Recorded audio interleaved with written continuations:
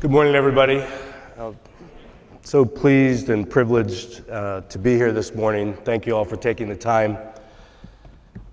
I thought maybe I could set the stage a little bit with regard to the impact of AI as we're seeing it in every industry, certainly in higher education and in workforce development, and then share with you some elements around why I believe and we believe that this is a unique time in history. It's not just another advancement in technology or a simple shift.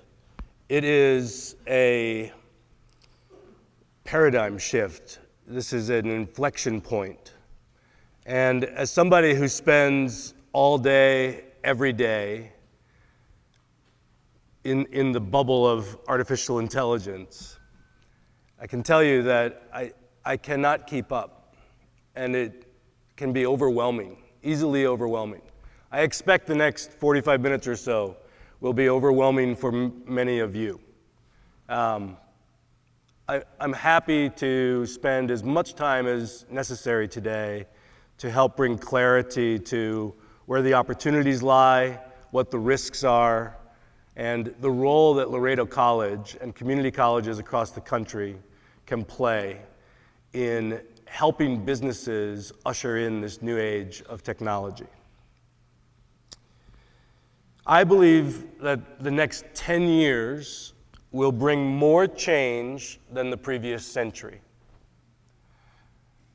And I want to help you imagine what that means, just to get your arms around it a little bit. So here's a cheat sheet of the 28 technologies and 14 processes that have been paradigm shifters in all of history.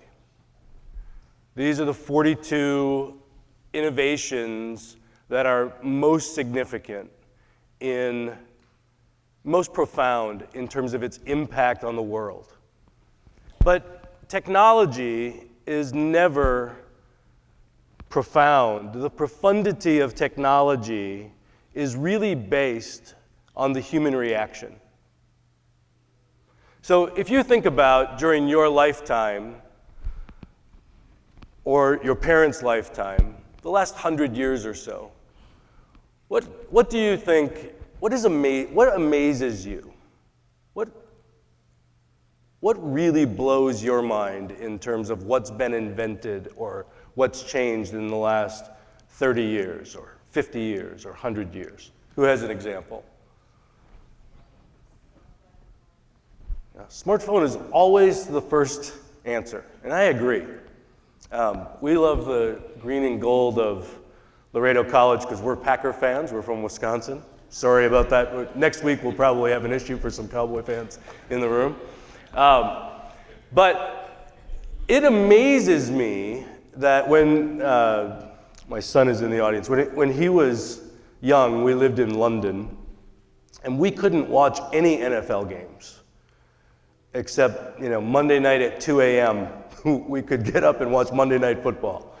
Now, no matter where we are, we can stream in the car if you're in a passenger seat, on an airplane, it doesn't matter, right?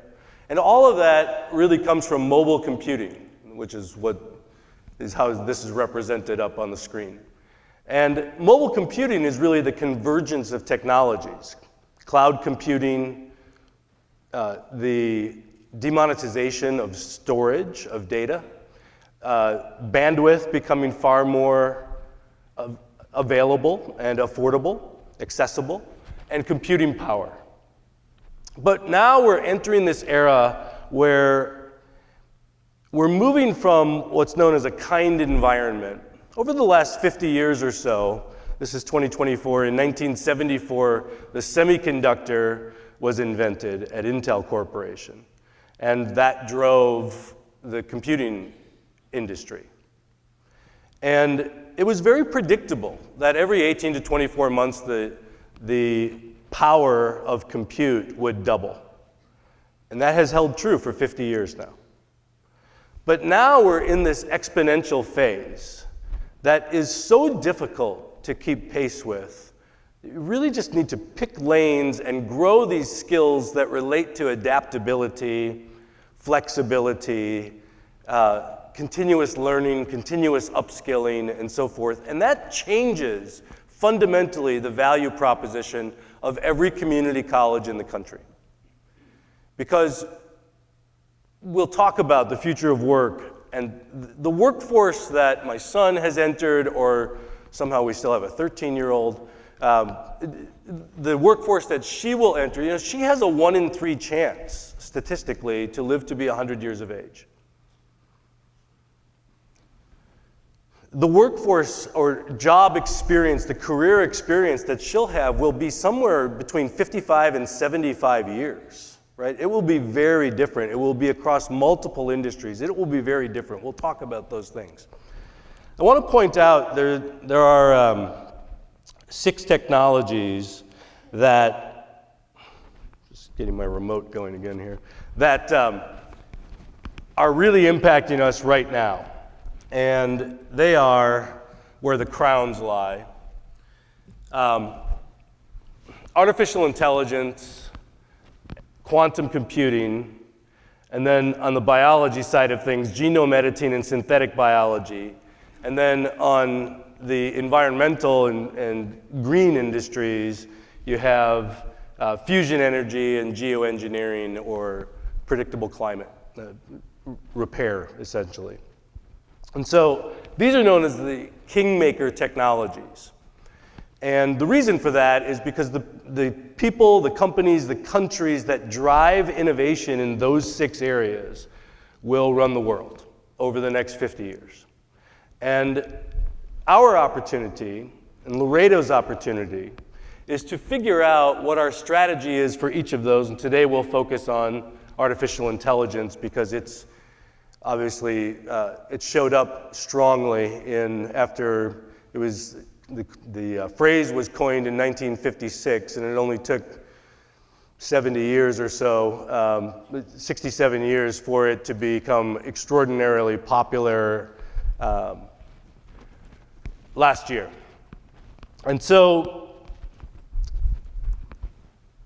what leaders in technology talk about is the reality that AI is as profound or more profound than anything that we have ever innovated in human history.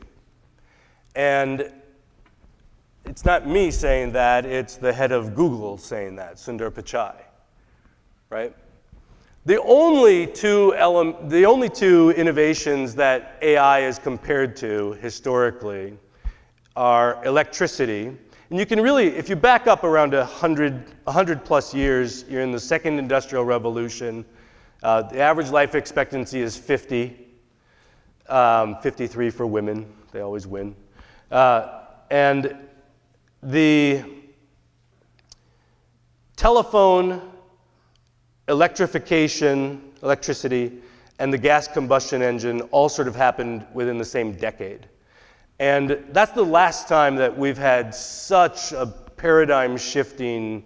So everything we've experienced in our lifetime pales in comparison, okay? And the only other innovation, you have to go back, depending on what research you believe, 400,000 to 1.7 million years to the control of fire, okay? But as I said, technology in and of itself is not profound.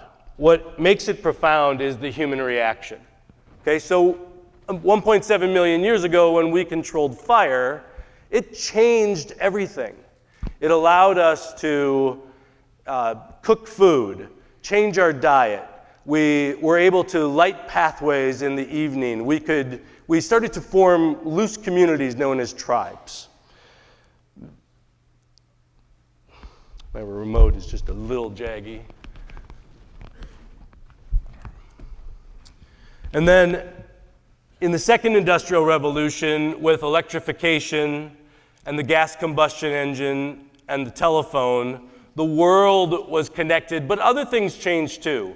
Frederick Taylor and the scientific theory of management came into play. We started working on processes like mass production. We started the middle class was formed because of the second industrial revolution. In this age, for the first time, it's not about physical, it's about cognitive. It's about augmenting our minds, and that is what is fundamentally different and what will change everything about the way we learn and the way we work. It is representative of a similar time in the 1500s or so, 15th century, 1440, the printing press was created. And what that did was democratize knowledge, right? Literacy rates shot up, 500,000 books were printed over the next decade. They were spread throughout Europe, and it actually gave us the Age of Enlightenment and the Italian Renaissance and things of that nature. So it always comes down to the response.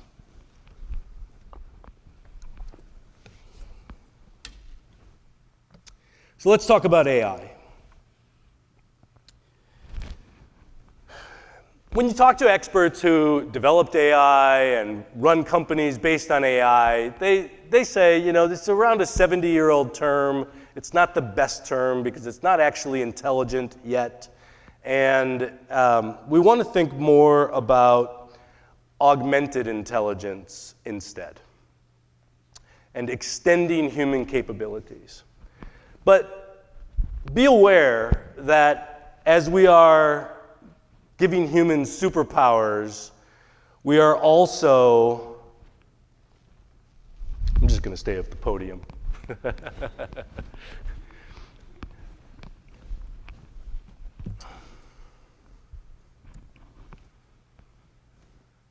Maybe it's the confidence monitor that didn't sync up. So this is Jamie Dimon. Jamie Dimon is the CEO of JP Morgan Chase. And you can read what he's saying here. And to me, this is a little scary. People like me have stood on stage for the last 3 to 5 years and said, AI is not going to take your job. More recently, it's been somebody who, AI is not going to take your job. Somebody who knows how to use AI is going to take your job. Okay? And that's a little alarming. But when you listen to the CEO of one of the largest banks in the world say, it's everywhere. It may be a co-pilot, but it also might be to replace humans in certain tasks. We have to understand what that means, especially when he follows that up in his shareholder letter with the next generation of employees at our bank will probably only be working 3.5 days a week. Now, I won't do it this morning, but in most rooms when you ask people, are you okay with 3.5 days a week for a work week? Everybody's okay with that until you realize that maybe it might mean 70% of the pay, right? So there are lots of issues, and to me that's the paradox, that's one of the paradoxes of AI that we have to proactively manage. And I believe that higher education and community colleges in particular, because of how closely related we are, as community colleges, to the employers. We have a real opportunity to light this path because most employers, unless they're very large companies with very large budgets, they don't know what to do about these technologies. And we have always deferred and looked to educators to help light the path. This will not be a linear path, it will be a jagged one. I want to just level set and just get a few vocabulary terms out of the way. On the left-hand side, you see some of the technologies that have been around now for decades, right? Robotic process automation has been popular for 5 years. They're doing credentialing. There's a company called UPath that's a leader. And we could be thinking about building sprints and short learning programs to help people learn RPA, robotic process automation. Technologies like machine learning, NLP, deep learning, those have been around for a long time. And until 18 months ago or 15 months ago, When you talked about AI, everything you were talking about was on the left-hand side. That's what people wanted to talk about. It was about data analytics, decision-making, predictive analytics, et cetera. And now we have these technologies that have quickly emerged. One of them that we'll spend some time on in workshops today, they fall under the category of what's known as generative AI because they actually create, these technologies create. How many of you have used ChatGPT or some other form of generative AI to create images or text of any kind? Okay, how many of you use it every day? Great, perfect. Edge AI is here. I was just touring right before Christmas a data center where they were doing AI locally on servers. You can do it on phones. That's what Edge is. It has to do with not sending it up to the cloud so that it's private. Causal AI and neurosymbolic AI, you're going to start to hear about this year, and it will really become popular in around 2025 and 2026. Both of these technologies, causal is about cause and effect, and neurosymbolic is about reasoning. So it has to do really with decision making, leveraging AI to make better decisions than humans are able to make. And both of those forms of artificial intelligence you will now start to hear about in 2024. And this may be the first instance of that, but you'll hear it a lot more. And then running in parallel to quantum computing is quantum AI and quantum cybersecurity. And that is it's very early still, but it will happen in this decade, they believe. So in the next 5 to 6 years, you'll start hearing about quantum AI.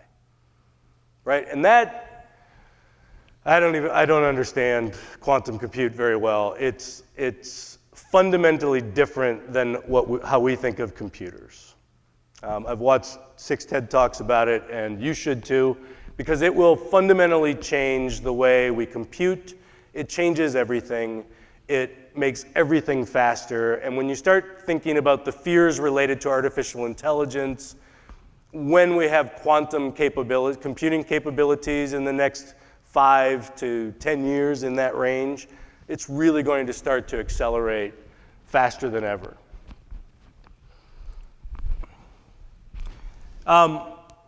Oftentimes you'll hear, we're going to spend some time today on generative AI, and oftentimes you'll hear the term large language models, or LLMs.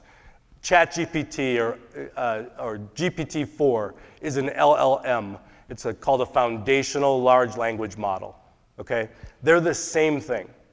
AI, generative AI is a type of AI. Large language models are what enable generative AI.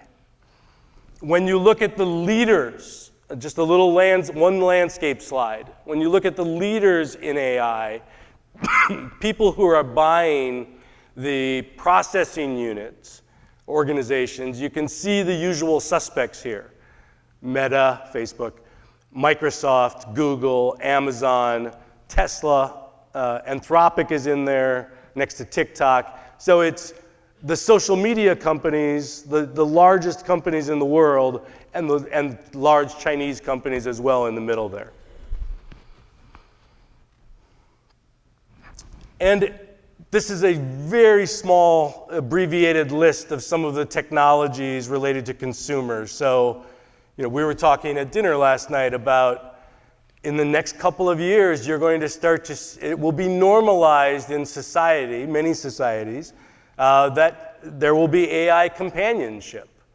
Who saw the movie Her with Joaquin Phoenix? It's that. Okay, and I mean that's existed for 18 months, called Character.ai. You can see there's 4 other companies in it.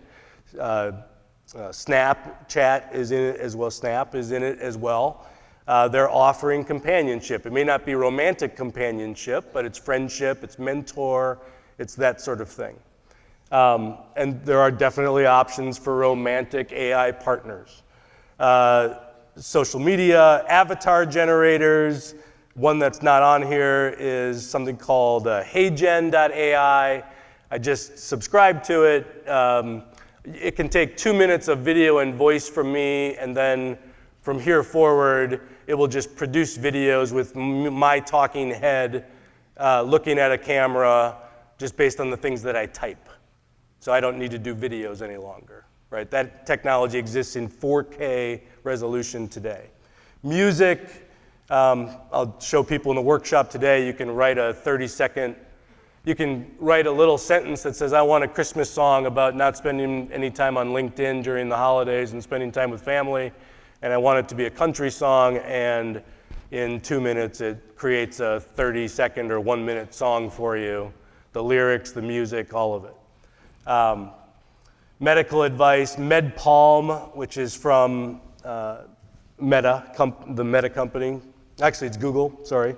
That algorithm, MedPalm, in the second last column there, on medical advice, just scored much higher in empathy than actual doctors do in giving medical advice, okay?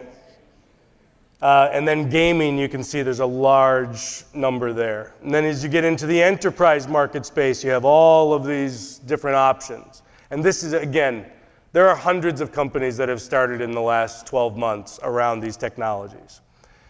This is one where, we'll work on ChatGPT today. We will, some of you have probably used Claude. Perplexity is actually a strong product in the educational community. It's a research product. Google Bard is something similar. We tried Synthesia 6 months ago, but it didn't work very well at the time. We haven't tried it again, but we probably should. We use 11 Labs almost every day for voiceover work. You can use any language you want, perfect tone, pick the voice that you want. You can have Scarlett Johansson be your narrator for your video, or somebody that sounds just like her, and just type in what you need her to say and put that to video. And you can see this is all around the creator economy, okay? So there's so many tools coming, and it's why we're hearing so much, and what that's called is hype. Okay, Gartner, which is a consulting company, they came out and they said there's this hype cycle. You start with the innovation trigger, and then you get to this peak of inflated expectations. And if you look at the very top of that peak right now, you see generative AI. Right? That's where we are. We're almost at the very top. Unfortunately, the next thing that always happens and will happen this year is the trough of disillusionment. Okay? And all of the business value, all of the student value, all of the instructor value and college value is in the slope of enlightenment. And so this becomes about how quickly you can manage your way through the trough of disillusionment. I'm going to explain what that means.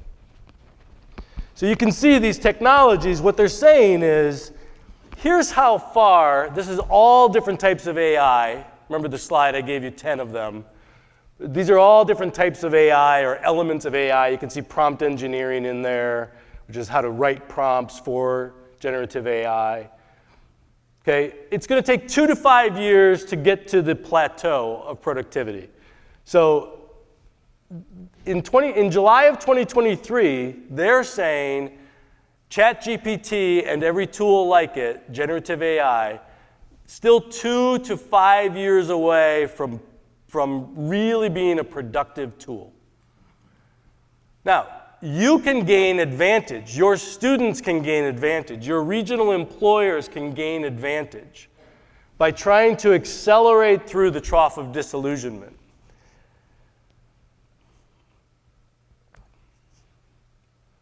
So how does that, why do we go down there this year, and how do we get through it? And it really comes down to these paradoxes. AI is not an easy technology. I've been using it now since October 31st of 2022. And now I use it every day. I've written and won NSF grants with it. I've leveraged AI in every good way and bad way, and in terms of what I should be spending time on and what I shouldn't be spending time on. Made all kinds of mistakes, And some of that is a personal journey that we all have to go on. And we do have to go on that journey, each of us. Because these tools will be ever present. It's like saying, I'm never going online. I'm never going on the internet back in 95, right? It's unavoidable. I believe, so much of the world, especially in the educational space, where you'll hear the term AI literacy, we need to teach people how to use it. It's a much more nuanced conversation and bigger challenge than that. But it's manageable. It is manageable. And it is fun. And it's valuable. And it's painful. I'll tell you some stories. But it has to do with how do we manage it individually, organizationally, societally, regionally, etc. Okay?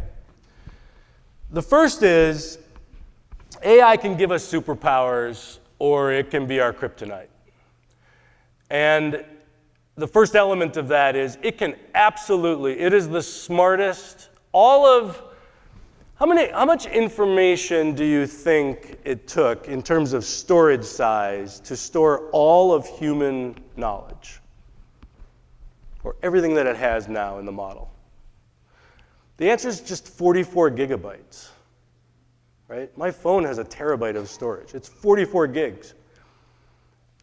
Everything is in there because it's all zeros and ones to the AI. It's not the images and the picture and the text and so forth. Okay?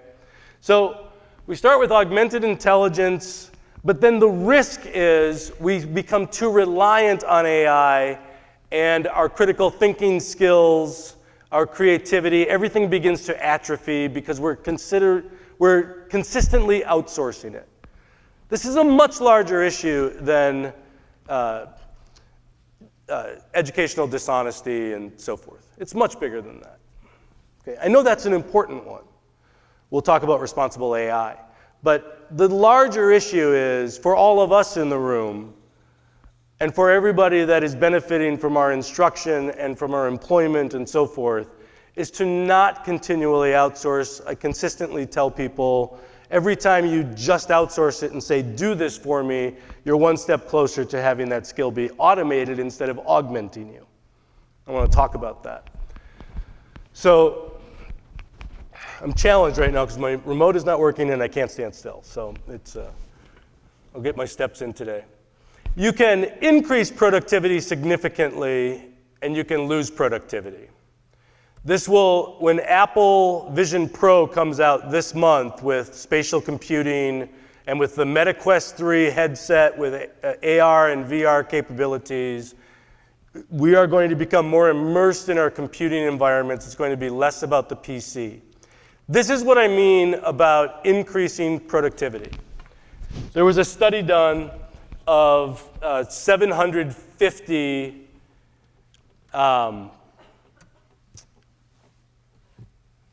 consultants from Boston Consulting Group. And they were assigned 18 tasks that the study knew AI was good at. And half of those people roughly got access to AI and half did not. And the half that did, and these are elite consultants. I mean, it's the third largest consultancy in the United States, management consultancy in the United States. 12% faster completion of tasks. They completed 25% more tasks, and their work was judged to be 40% higher in quality. That's pretty good, right? We would all want that for ourselves, for our students, for our children, for our employees, those sorts of gains. And this was without any training. That's how accessible this technology is once you work with it and learn how to partner with it. However, when it's working on something that it's not good at, and as a user, you don't know what it's good and not good at, and the next release comes out and now it's good at that, or it's no longer as good at that. So it's very uneven territory. Okay? My experience with ChatGPT is it has gotten consistently better. and stronger as a thought partner and so forth. But you can see a 40% increase in quality or a 23% decrease in quality and productivity when working on tasks that were not in the wheelhouse for AI, because it's not good at everything. And then when simple training was done on how to use AI, it actually had a negative impact. So again, this is more than just AI literacy. It's an absolute necessary element to learn and explore and play with the tool and so forth, and be trained in how to use it and do AI, do prompting, prompt writing, prompt crafting, prompt engineering, depending on your belief system there. But simple training is not the answer. Okay? It has to be more immersive than that. The next piece is around unlock creativity. So I mentioned to, like, I can't play an instrument. I have this one little guy I can draw. I've been able to since high school, but that's the only sketching I can do. But every image in this presentation I created with AI. Okay, so I have ideas in my head about what I want images to look like, and now it's given me the opportunity to do that. But it can also, and believe me, when you are working on something and you have some creative energy behind that, it's intoxicating. We all know the stories now about social media and smartphones and so forth, and the impact on our brain chemicals and dopamine and that, right? Facebook and getting a like and all of that, and just the endless scrolling through videos and the mindlessness of that and so forth. I actually think on the kryptonite side of things, AI has risks associated with it that are stronger than that, because you actually have this illusion that you are being productive, creating something. I was talking to a colleague who was a working artist for 10 years, and he shared with me that what I'm describing is what artists always have to manage, working artists have to manage, is their creative energy. They have to be aware of when they're going down a rabbit hole that could cost them 3 days and result in nothing that can help them or be of value. So the second element of AI agility that we'll talk about is around how to create value with AI. And then let's talk about the contradiction or the paradox. This can make me more creative. I can write songs now. I can work with an AI to write songs, create a video, create images, and co-create text as well. Okay? So all of those things I can do with simple prompts.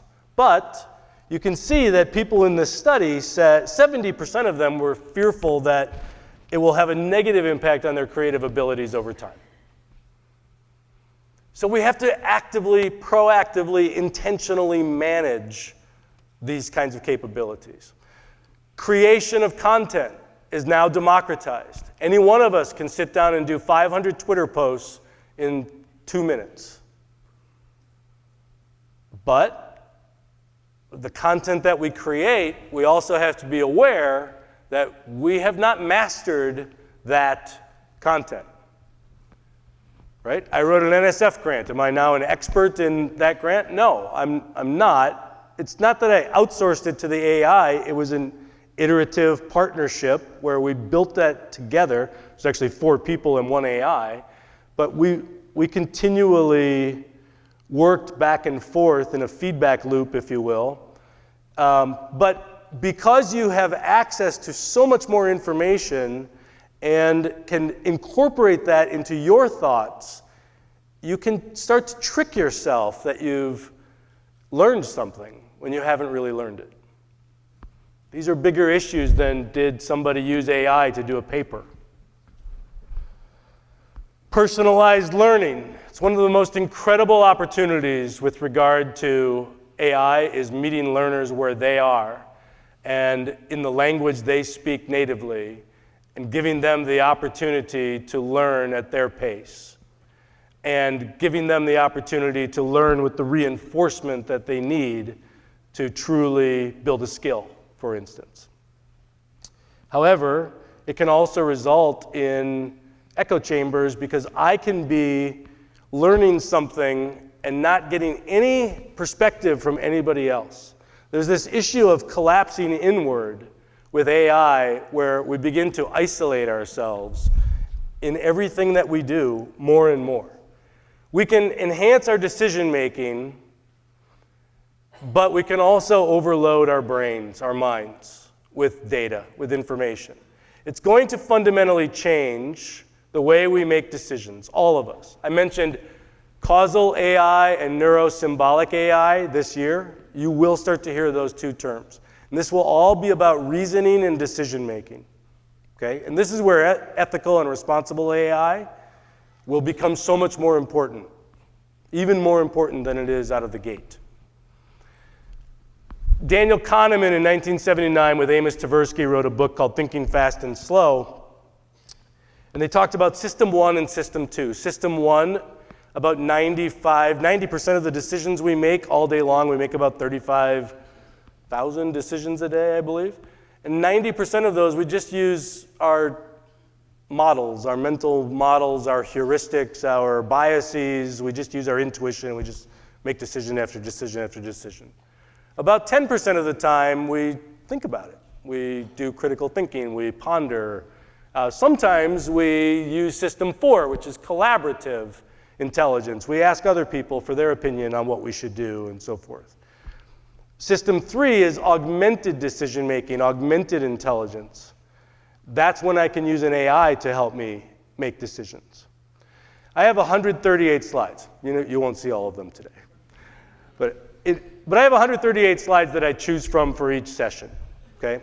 And every time I create a slide, like I created 4 separate images here, and a message related to those images, I put that script and the imagery in front of an artificial, an AI simulated advisory board with people of different personas, a diverse group of people from economic development, education, different ethnicities, different age groups, different generations, etc.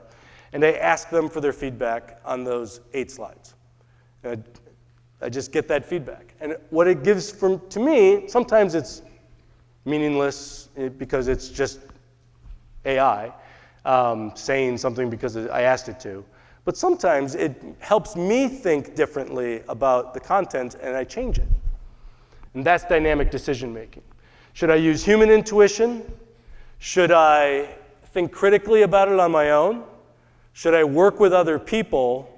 Or should I augment our decision making using AI?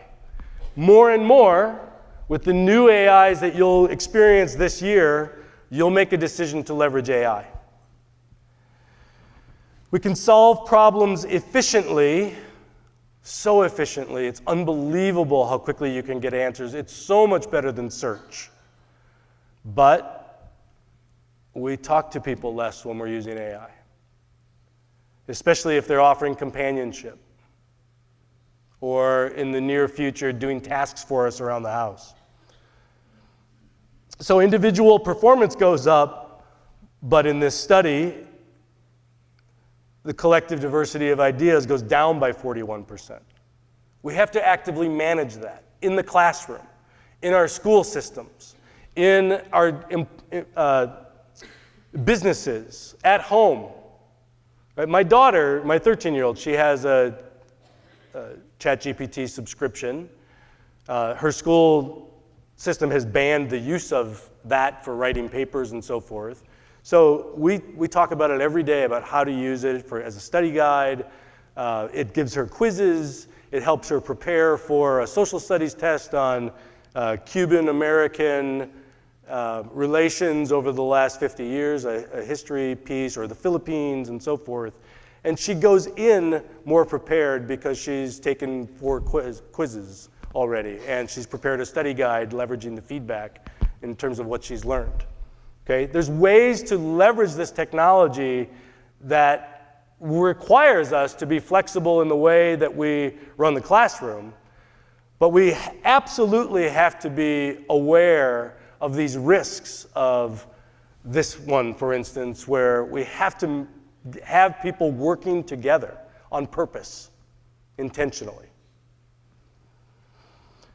It can absolutely be a tremendous connector across the world, AI. It solves every language barrier there is. It's the best translator ever invented. It can also cause us to isolate ourselves. I have noticed over the last 15 months, I spend less time working with others and more time working with myself and the AIs that we've created. It can be an equalizer, or it can widen gaps. This is the part. The last substantive conversation I ever had with my mother, she said, "Todd, I just want you to know your dad and I are very proud of everything you've achieved in business." And after 4 years of therapy, why did she say in business? I'm a good dad. I'm a good dad, right? I was also turning 50 at the time, and I really wanted to make an impact. And the opportunity to work with community colleges has helped me understand so much over the last 3 years of the gaps that exist. And I want you to know that AI can absolutely help solve some of the gaps that you see every day.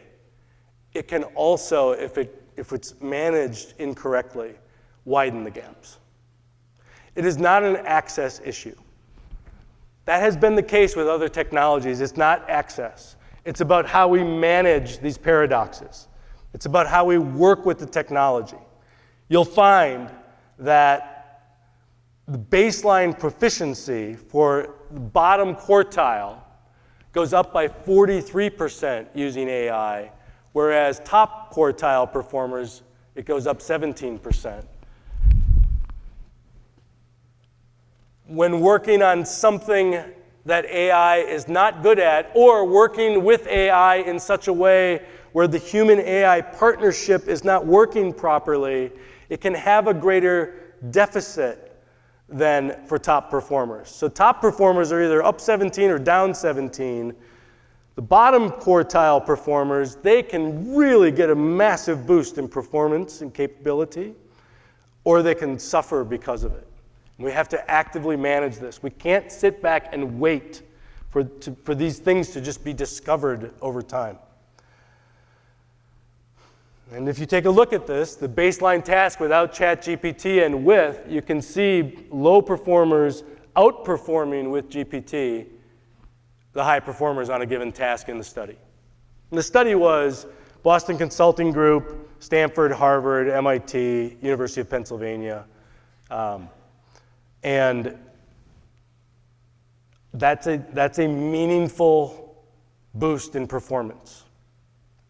And lastly, this piece around human being versus human doing. Over the last 100 years, since mass production, since the assembly line, we have learned to become more machine-like, more transactional in the work that we do, the work that we prepare people to do throughout their career. And many of those cognitive tasks and repetitive physical tasks will be automated in this decade. And this gives us an opportunity to reclaim some of the humanity in our work. And that means being more focused on issues around well-being, being more focused on socio-emotional skill building, high cognitive skill building. And we'll talk about that in just a second. There's also this issue of if I've built skills and I'm doing something, a job for 20 years, and then it gets automated, what happens to my sense of purpose, my sense of identity? We have to manage this proactively, and we have to prepare people for these possibilities, and not possibilities, but probabilities. This is the opportunity to engage with the workforce. It's not just about the top of the funnel for Laredo College. It's about getting to everybody in the community to help them understand how jobs are going to evolve, how work will evolve, how learning will evolve, how skill building will evolve. And that requires AI agility in these 6 areas. I don't know which one is the most important one. I know that if you don't have an understanding of all of them, you're going to suffer somehow. Responsible AI is an umbrella for, there's a lot of things that go into those 6 areas. But the point is, it's not just about ethical AI and responsible use. It's about discovering what the opportunity is. It's not just about the opportunity, it's also about proactively understanding and managing the risk. And that is the responsibility that higher education has today, with these technologies available to anybody for free on their phone.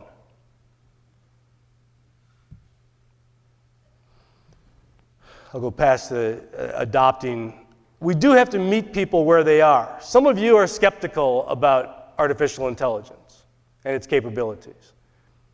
And it is unpredictable. It does not improve on a linear path.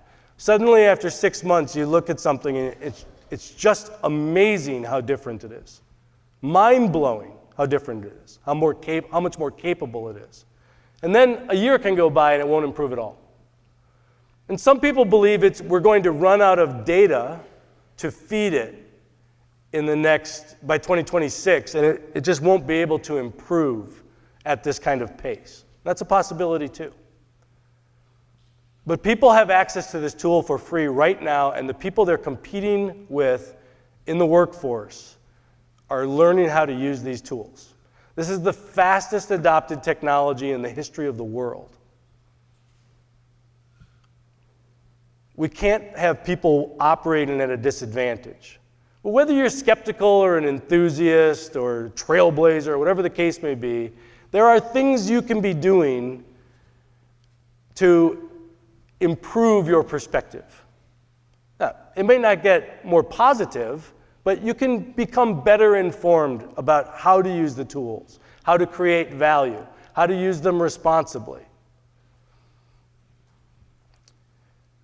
So I want to spend some time, we need to spend some time on the reality is that while this conversation is mostly about artificial intelligence, it is not the only thing going on in the world that is disrupting work at an unprecedented pace. And Laredo College, along with the workforce boards, economic development, local businesses, needs to work together in order to address these issues. I mentioned before, the Gen Alpha, right? Gen Z, Gen Alpha. Gen Alpha's, the oldest people are 13 years old. In 5 years, they'll be in the workforce. By 2030, they'll be 11% of the workforce, Gen Alpha, okay? They will likely live to be 100 years of age, many of them. And that percentage of 33% that I gave you is going to increase because of the improvements in healthcare.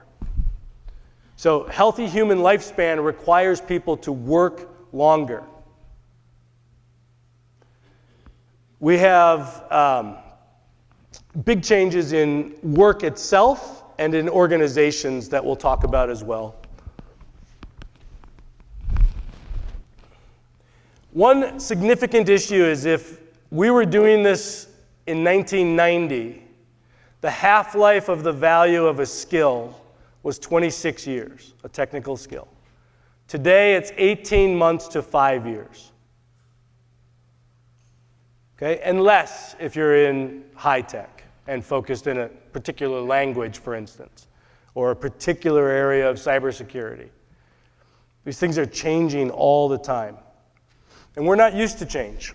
In the first industrial revolution, when steam changed the world, we lived to be 37 years of age. So it's possible that you were pulled out of the fields and into a textile mill to work in an automated way with steam power, replacing the multi-generational artisanship of loomers, right? To work in an industrial factory. But you didn't hear about it from your grandfather or your father or tell your grandchildren because we lived to be 37 years of age. And 100 years later, in the second industrial revolution, with electricity, gas combustion, and the telephone and so forth, it was still only 51 years of age.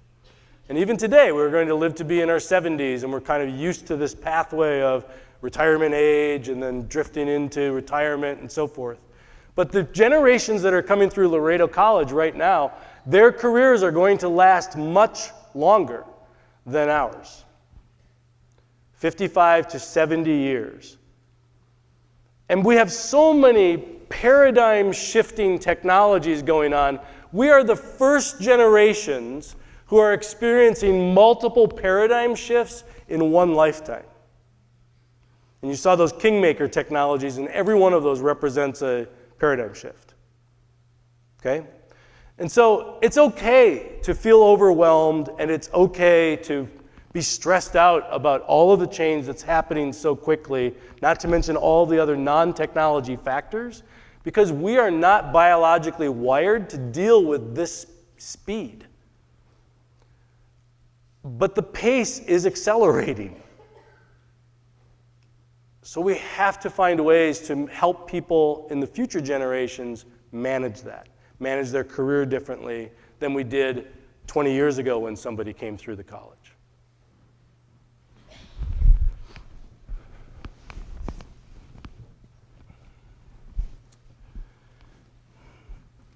If you remember one slide today, this is the slide. In 2017, McKinsey Corporation, a large consultancy, the largest consultancy, asked AI experts, when do you think computers and machines will be able to perform the tasks on the left to the level of the top quartile of human performance? So if we have 400 people in here or so, the top 100 performers, okay, the top quartile. When will a machine be able to do that? And in 2017, this is what they said. And then after ChatGPT came out in March of last year, they asked in May, and this is what they said.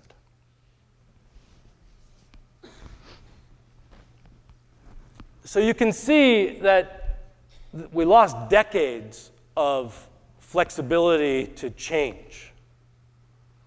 We lost decades of time. The left side of the bar represents the most aggressive predictions, and the right side of the bar represents the most conservative. And you can see that those bars have gotten a lot shorter as well, in many cases. Things like social and emotional reasoning, some people were thinking somewhere in the 2070s, 50 years from now. But now we're talking about the medical algorithm being more empathetic than doctors today with their communication. So these changes are significant. And if this is the gap in being able to accurately predict in just 6 years, 6 years later, this is how much it changed, how right are they right now? How right are those? We need to be thinking about 2024 to 2030 and making incremental one-year plans. It's very difficult to say what AI will do 2 years from now, 3 years from now.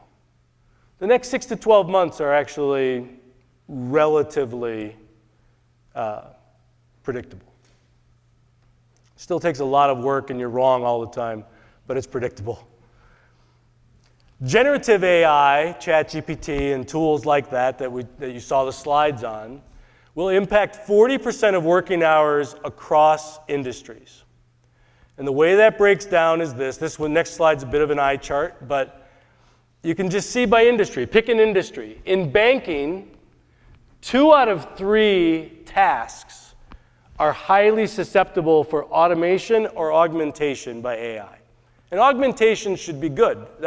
We have to learn skills on how to work with AI to do higher quality work, more productivity, right? And so that light blue line all the way up is that piece. And you can see the industries that are less susceptible to automation. But every job will be impacted. 30% of hours worked today could be automated in this decade. You can see the second line there, education and workforce training. Before generative AI, just a year ago, we were thinking maybe 8% of the hours were automatable, and then it tripled to 24%. Because there are tasks that we do that can be automated, the transactional tasks.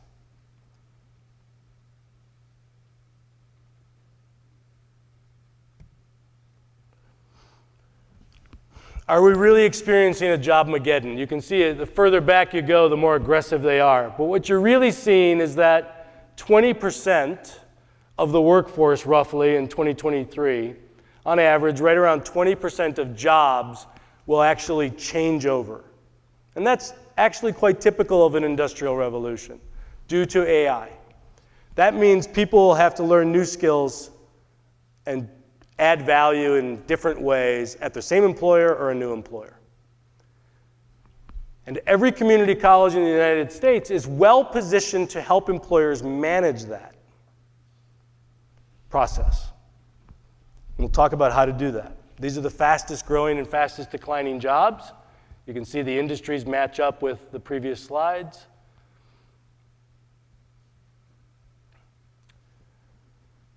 Administrative tasks, repetitive work. The net labor change, 10 million people will have to change jobs. 12 million people by 2030, 10 million of those are in those bottom two lines. Customer service, sales, and office support is changing drastically in the next 5 years. So let's talk about customer service. You can see we're not talking about decreases in people or jobs. We're talking about increasing. We have different businesses with different opinions. Increasing payroll, decreasing payroll, little or no change, we don't know. The answer most of the time, 3 years from now, they don't know. Community colleges are well positioned to help employers chart that path. This is less about simple conversations around KSAs and skills and so forth, and really helping them distill the work. One of the things that's happened in the last couple of years is the people who have higher education qualifications, the bachelor's degrees and beyond, postgraduate degrees, you can see they are now almost as susceptible as everybody else. It used to be the less education you had, the worse off you had it. That gap has narrowed significantly. So how is this going to change? 80% of all workers today will be impacted in this decade. 60% of those will have somewhere between 10 and 50% of their job change. That includes you. So, everybody put your hand up. When you have a lack of comfort about the level of change, if you could all put your hand up now, okay? I'm going to give you some numbers, and this is what percentage of your job will change, okay? 10% of your job changes because of automation or augmentation. Are you still comfortable? Keep your hand up. 20% of your job changes. Are you still comfortable? Keep your hand up. 30% of your job is changing. Are you still comfortable? 30% of your working hours. 40% of your job is changing. Are you still comfortable? 50% of your job changes. Are you still comfortable? Half your job. Okay. This is an issue of thresholds of flexibility, right? Some of us, I'll figure it out, right? Hands were still up at 50% in the back, some of the back rows, right? Some of us at 10%, no, I would rather not have any change, thank you.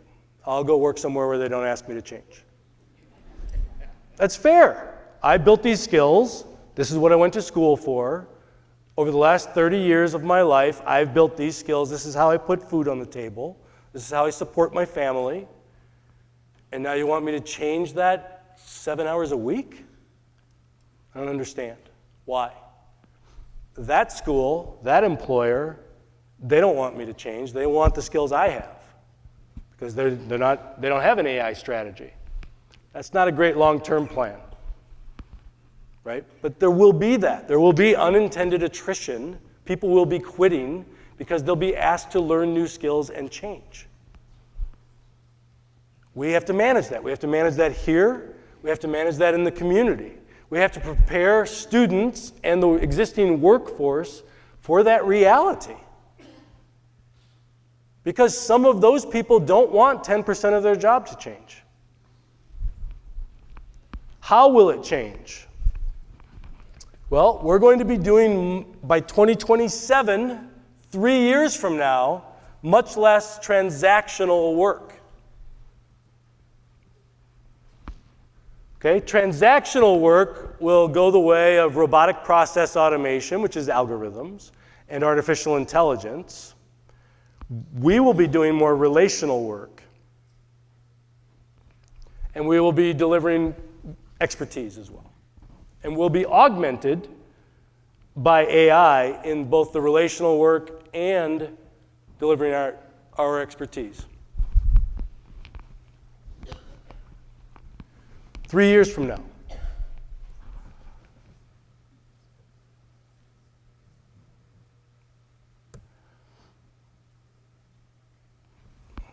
About a third of jobs are going to remain stable jobs as we know them today. Job description, hierarchy, here's who you report to, this is what you do 40 plus hours a week. Another third of jobs will have some of that stability, if you will, but then that 10 to 50% will become more fluid and people will be asked to flow to where the work is based on the skills they have. This is going on in the largest companies right now. Hewlett-Packard, HP, is working with Workday, their HR system, and they have set up what's called an internal talent marketplace. This will be a very popular term in the next 12 to 24 months. And when somebody at HP needs somebody who's innovative, has the skill of innovation, they post, we have this project, we have this initiative, we're looking for people with these skills. This is a skills-based economy.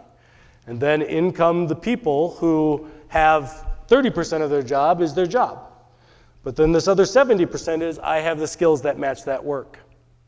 And the last piece are people that are just constantly flowing. Today we think about that as the gig economy. Gig economies are now coming into enterprises.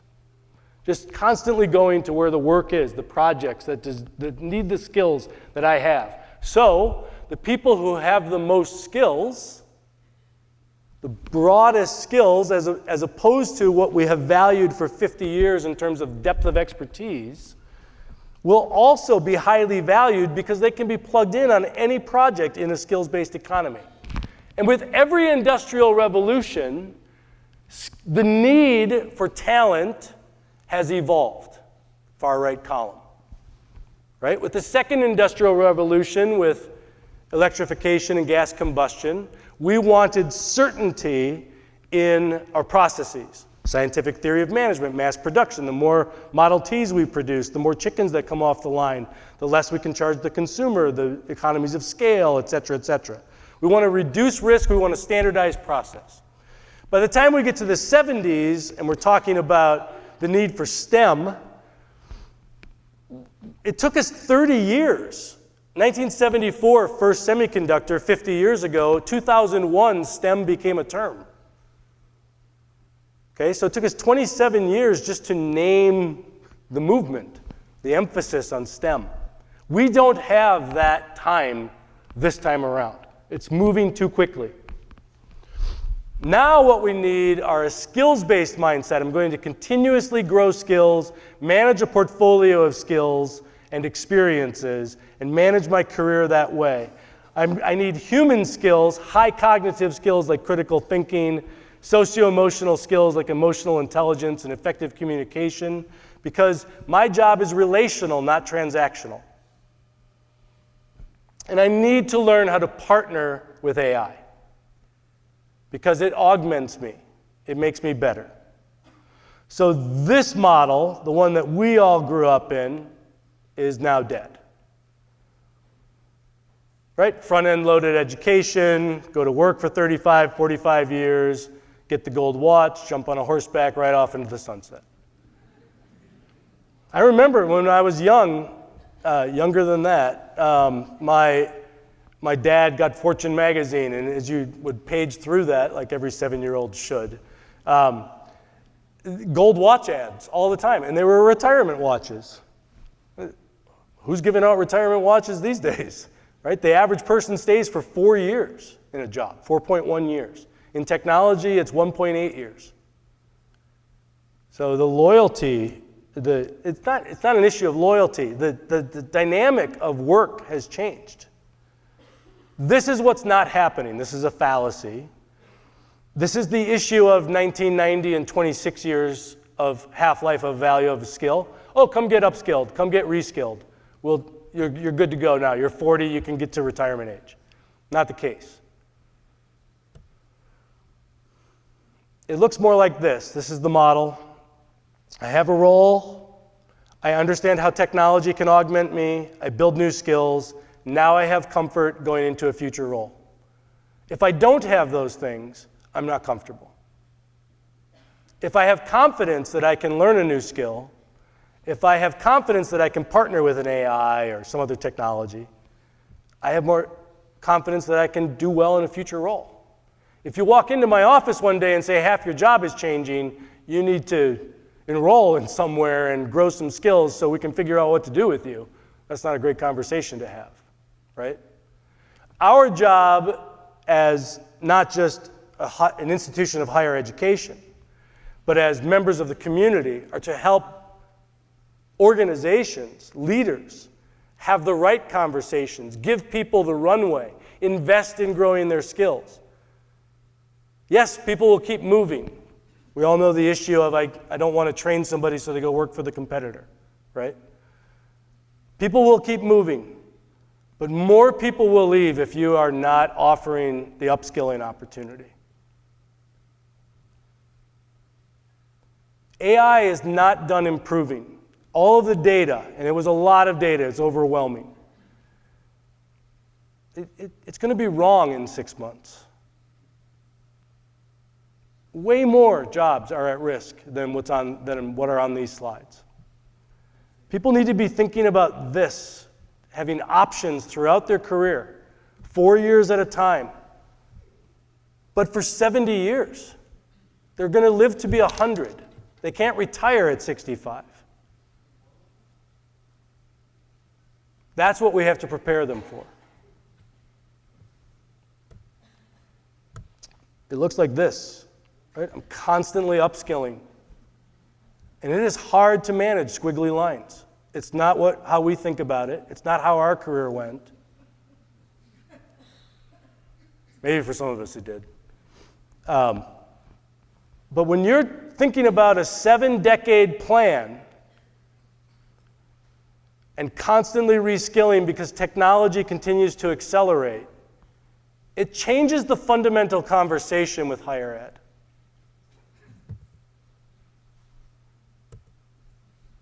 Let's take one practical look at a customer service job, okay? You saw customer service and sales jobs are at risk this decade. Why? In an average customer service job, there are 13 tasks. That's how they spend most of their day. 4 of those tasks are automatable. 5 of those tasks are augmentable, and 4 of them at the top are intrinsically human. I would argue all 4 of those, I'd be better off being augmented by an AI. Crisis management, how will my team react to this communication? Give me some feedback before I send this out. Relationship growth, building and maintaining relationships, communication based on personality profiles, etc., sentiment analysis, and the last communication, the email you sent me, all of that's AI. It can inform how I'm treating that relationship. It can help me understand when I need to do certain things in order to build more value in that relationship in your eyes.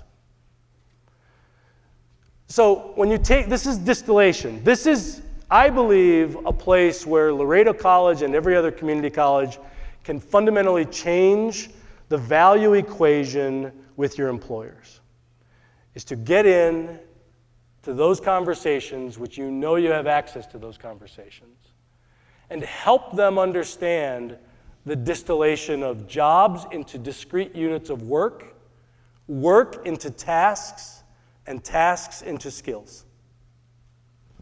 Here's what it looks like when you take a day and you say, okay, 13 tasks, how much time do I spend on each of those? And what we find out is that 35% of the day is automatable, and only 20% of the day is purely human. So 80% of that job is susceptible. That's why it's at risk this decade in the data, right? It's susceptible to automation or augmentation. And again, I want you to view augmentation as a beautiful gift. It's not a threat.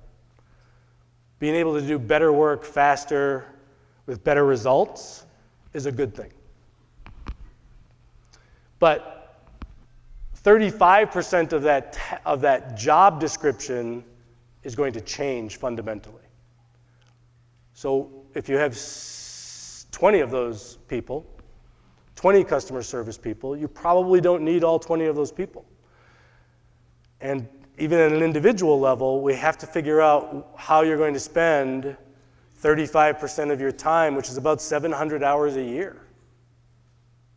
And in order to do that, we want to invest in helping you build new skills because you're an important part of our team. That's the conversation that we have to help employers have with their teams. Or the alternative is, I'll go down the street and work for the guy who isn't implementing that technology and just wants me. But then that company is less competitive because they're going to lose to the companies that are technology driven. That's been proven time and time again in advanced manufacturing and so forth. They can't compete. So we have to have an investor's mindset. We have to manage a portfolio of skills and experiences over decades. We have to help people build those skills to do that, have that mindset. They have to actively manage the return on time. We always talk about time management, and many of us, I'm sure, convey how precious time is as we get into our 50s and 60s and beyond. But return on time is probably more important than ever now, given the amount of change that will occur. We need to upgrade our thoughts around lifelong learning to continuous upskilling. And we need transdisciplinarity in that system. We need to help people work in multiple different fields.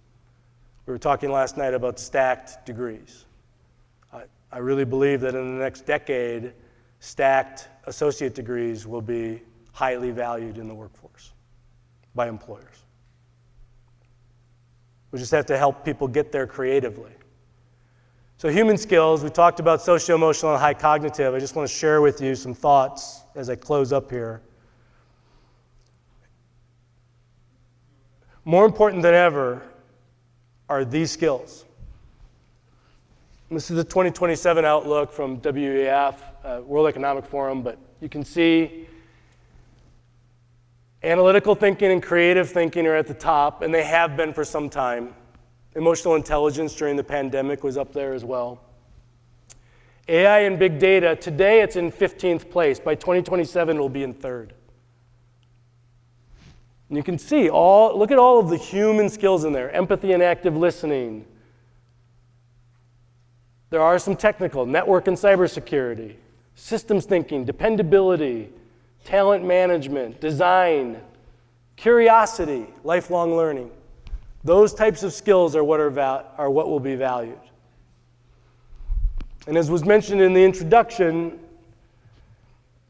7 years ago in the UK, we started something called the Human Skills Project, and in our research we found that so many authors and now massive consultancies they've been writing about this for a century, that this is where work is going.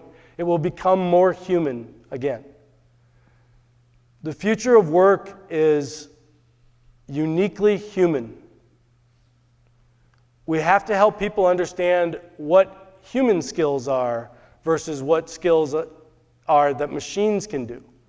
Human skills are durable skills. Think about it this way. Maybe some of you have heard this model. Skills are either perishable, transferable, or durable. Perishable skills, that's where we're talking about 26 years, now 18 months to 5 years. Durable skills last a lifetime. They continue to build in value. Transferable is, I have some technology elements here. I can learn Python, a particular language in computer programming, and while someday that might not be as important as a language, which has happened with other languages that we learned when we were in college, some of the elements of it will still be important because I have computational thinking skills and I can still program.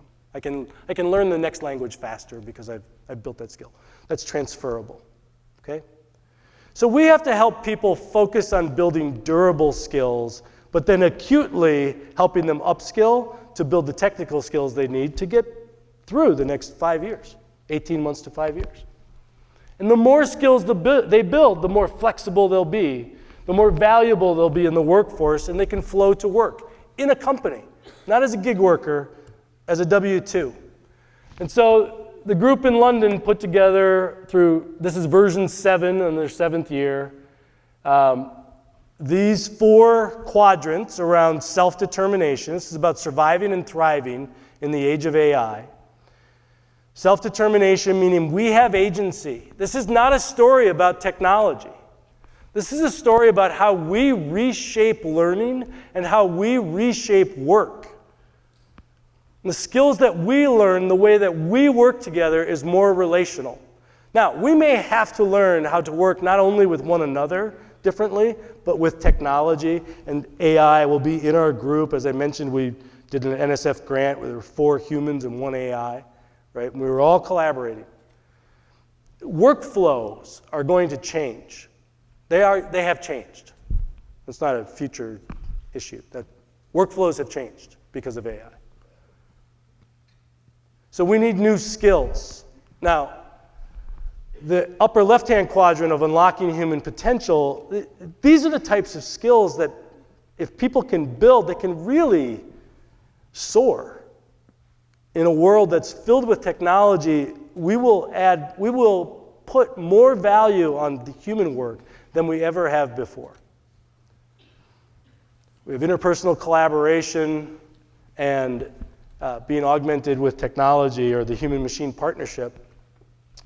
We're inundated with technology today, and we do need people who have skills that have at least fundamental understandings of what cybersecurity threats are, and that's going to become more complicated with quantum computing and AI and so forth.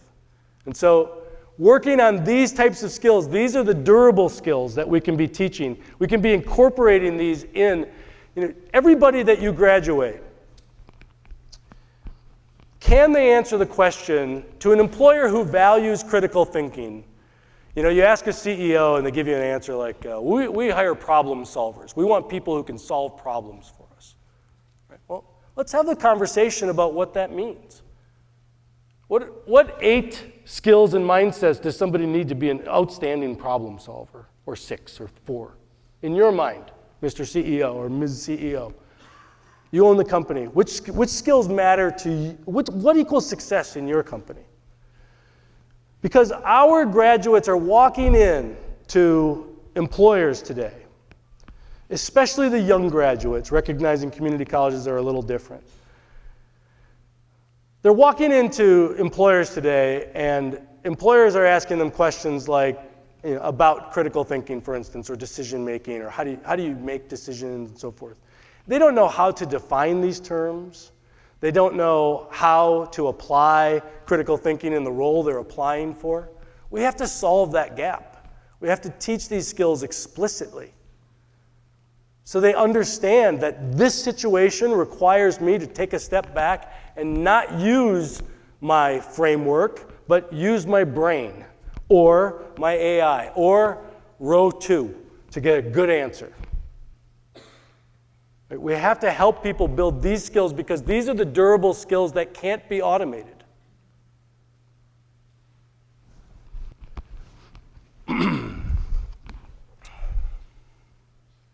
So there's an entire bit of learning content here, 21-day journeys for every one of these skills. Fits in LMSs. They build stacks for employers and high schools and so forth. I believe, and I'll close on this, I believe that for every technology initiative, especially as it relates to AI, we should also have a human initiative in that same organization. So for instance, at the city of Amarillo right now, the local government up in Amarillo, they're a leader in using avatars for digital help desk. It's AI. But they are also engaged with Innovation Outpost, the nonprofit that I run in Amarillo, around human-centric leadership.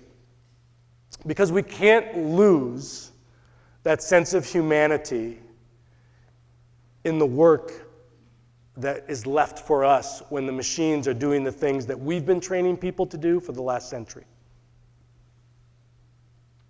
That's the call to action here.